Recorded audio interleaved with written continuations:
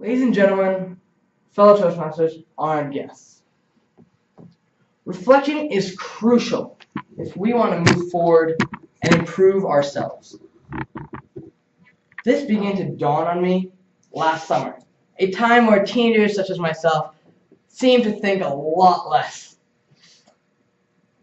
It was a college prep class that I was enrolled in by my parents, forcibly, without any consent. And like most teenagers, I found it a struggle to write about myself and to talk about what mattered to me. Because what mattered to me at the time was sleep, food, and making sure I had a fun time and didn't do any work over summer. I thought back to a time where I was involved in a race and religion concept, and I came back to a moment where a student during my freshman year had exploded my world. I was walking in the hall with a couple of friends talking about what we did the weekend before, the heroic adventures that we had that involved sleeping, playing video games, and not doing homework. And then a student behind me said, "Hey, can you make a bomb?" And dumbfounded about how he knew and he was able to base such a serious accusation, and obviously a false one, for pure entertainment, shook my world up like a snow globe. But from that moment on, it initiated a series of questions, all boiling down to one important one. Who am I? To figure that out, what did I need to do? The first step, reflection. And with that process, I figured out that, yes, I should be more open-minded in case I were to do the same thing, to be insensitive to someone else's background and identity. However, the most important thing I learned from that is that reflection is necessary if I want to become a better person. I began to see myself in different aspects because I was used to everyone else, especially in Toastmasters, giving me an evaluation. And never did I ever have to give myself an evaluation. And I think that most of us can relate to the fact that thinking about ourselves isn't the first thing we go to when we want to improve ourselves. We often wait for others to give us advice. Because of this, we miss out on a huge aspect of moving forward and doing that quickly, because our lives revolve around moving forward. One example of this is Toastmasters. Why do we all come here? It's so that we can become better at speaking. Is that right? Yes, and to do that, we give our speech, we give our evaluations, and we try to take something back from it. Because of that, we are able to become better speakers, better communicators, and it helps us in every aspect of our lives. Because of the whole aspect of reflection, I was not only able to realize that I needed to reflect on myself, something that I wasn't able to do, but to do so regularly, almost on a daily basis. To come back to myself at the end of the day and think, what have I done today? What can I do better tomorrow? And for most of us, this is something extremely hard. And I would say that almost 80% of us will not actually do that in a whole month. We'll go by and just go by doing our routine, whatever that be, school, work, or whatever we do. And then I realized the first step of becoming a better person is realizing that you need to become a better person. And the only way we can do that is by reflecting on our past, which I believe is a guidebook for our future. Toastmasters.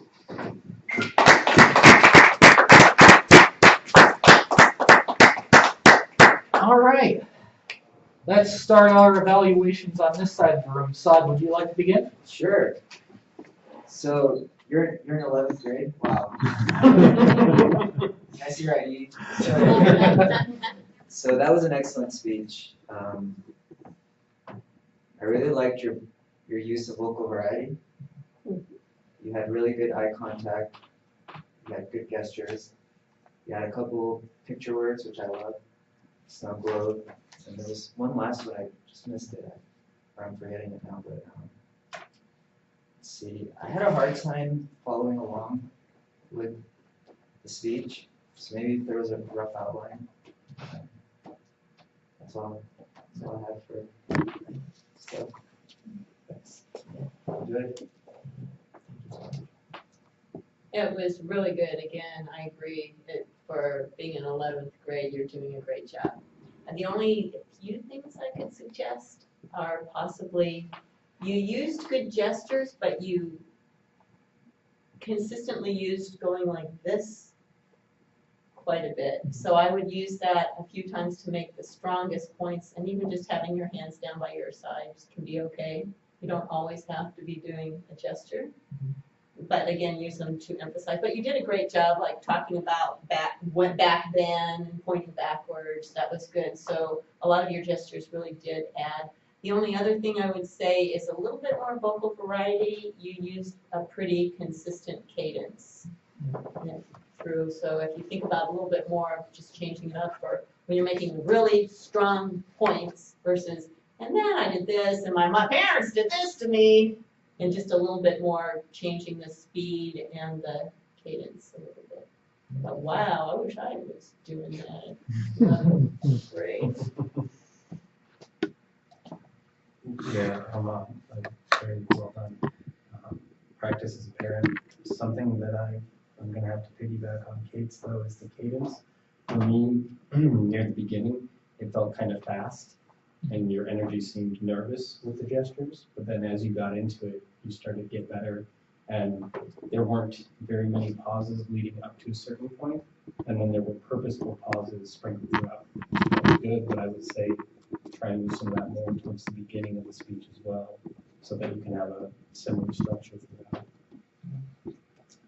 Same thing to me, your gestures seem a little unnatural to repetitive, so they were a little bit distracting. Some felt natural, but for the most part they felt like you were trying too hard with them, and they don't seem natural, so that was a bit distracting to me. The story's a little bit all over the place. Like you got the very end to a good point, which was your history, and you know that's an important part of reflecting on who you are, but you don't get to talk about it, so leave it out, because you know it's like, okay, now he got to another point that you don't explore. So why even bring it up? You had enough with what you had. And for me personally, the snow globe thing didn't work at all, because snow globes, you shake them and it's pretty. It's like wonder. Like, oh, so pretty, it shakes, and you watch them come down because it's pretty. And that was not what you meant. You were like, you wanted a shocking thing, and I would look for something else for shock. Other than that, I do think that you're doing great, and You pass.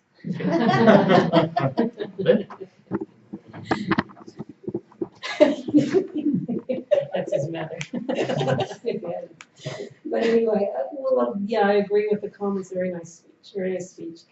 I really enjoyed your personal insights. Really made me want to know more about the story. And I really liked the topic. It reminded me of an exhibit I was in a couple 6 months ago. The name of the show was Mirror Image. And it was a reflection of what you chose to reflect. Oh, that was the piece I put in. It was Through the Looking Glass was the theme, and I put in a piece I called Mirror Image because it was reflecting and refracting imagery in a certain way. So I like that. And the other thing, it brought back my professor in college when we were learning how to put clothing. She always said the wrinkles point to the problem. And of course, you know, the wrinkles weren't the problem, but they pointed to where you needed to take fabric out or let fabric out. So it's, you know, very, very good concept to carry through. I think you're on a very good track.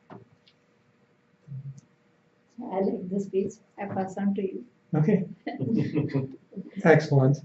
11th grader or not, I've definitely seen other Toastmasters not give this good of a speech. Hoping to do that well when I get up in a few moments here. So nicely done. I think you have some very good gestures. I do think they need to slow down a bit. There's definitely some nervous energy, but you're going to keep doing this in front of groups, and that's going to slow down. One of the places that I see that happening is actually in your foot movement, where you're doing a bit of this as opposed to walk, plant yourself, talk to us.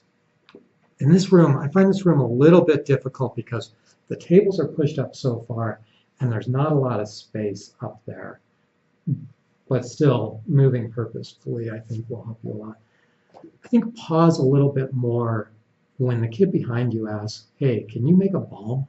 It's like, that's a what the fuck kind of moment, you know? And so, and for lots of us who haven't had a lot of racism, bias coming at us, we just need another moment to go, did he say what I think he said? So just let it hang there for a minute after that, because it's powerful. And then into the self-reflection piece. I really like the topic. I think this is great. Thank you. If you didn't notice, I was filming you. And the reason that I did that is because I want you to take a look at it as you review. And I've got everybody in the room so you'll get all of their feedback. Take a look at that and see where you yourself find where things are not quite where you want them to be. And I agree with Lacey about the snow globe. Consider shattered glass or something where the pieces no longer fit together, something, because that's more shocking than what you used. And I agree with David. Quit doing the dance up front. Plant yourself, make a point, and then move. I also am working on that because I found myself doing a lot of traveling tonight that I didn't need to do. You might want to put on a pedometer and see how much you actually do. That's all I've got. Unfortunately,